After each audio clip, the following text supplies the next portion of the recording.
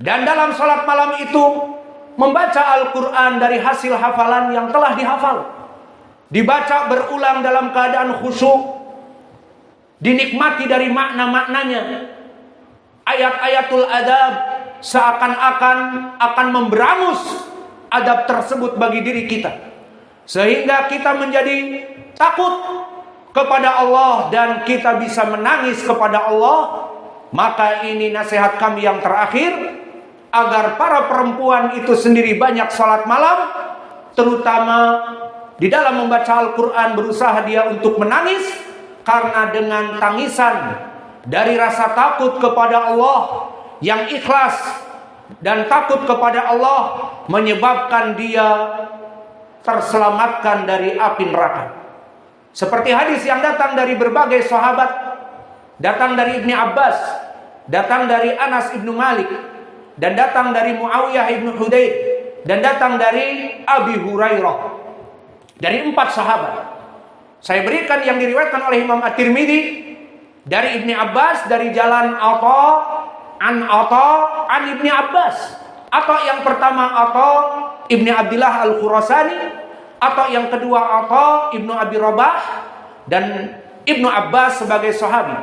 Maka sanad ini sanad yang hasan lidati, karena Atha Ibni Abdillah Al-Khurasani dia adalah rawi yang saduq hasanul hadits, dan Atha Ibnu Abi Rabah imam. Maka hadis ini hadis yang hasan lidati. Dan dari 3 sahabat yang kami sebutkan tadi, dari Muawiyah ibnu Hudair, dari jalan Bahz ibnu Hakim an abihi an jiddi, sanadnya hasan, dan juga dari Abi Hurairah dan dari Anas ibnu Malik. Maka hadis ini sahih li ghairi, di mana disebutkan oleh Nabi kita, ainan la tamassahuman nar, 2 mata yang tidak akan pernah dibakar di api neraka. Maknanya dijauhkan pelakunya dari api neraka. Ainun tahrusu fi sabilillah wa ainun bakat min khasyatillah.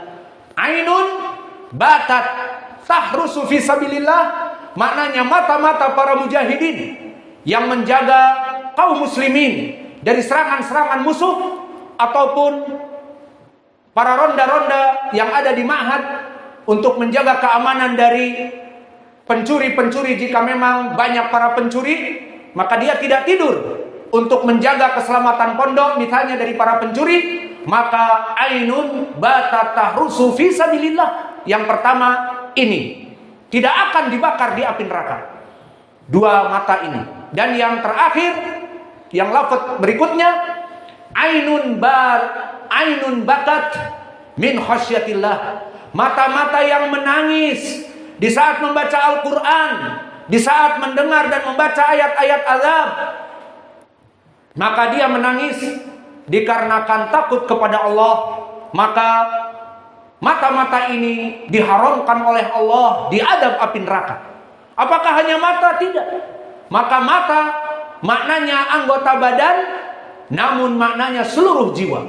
Seperti di dalam surat Al-Lahab, di mana Allah mengatakan tabbat yada Abi Lahab wa tab, celaka yang besar kedua tangan Abu Lahab. Apakah yang dipanggang di api neraka hanya tangan Abu Lahab? Tidak, seluruh badannya. Dengan lafaz sayasla naron dzata lahab.